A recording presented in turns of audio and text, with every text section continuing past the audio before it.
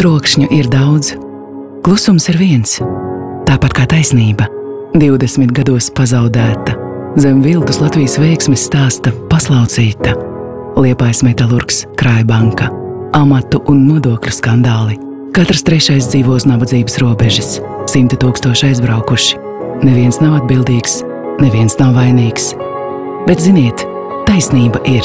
Tā tikai gaida, lai mēs to ieraugām, noslaukām dubļus un liekam lietā. Ar jūsu atbalstu es, Ingūna Sudraba, to paveikšu. Es to izdarīju valsts kontrolē, es to izdarīšu Latvijā.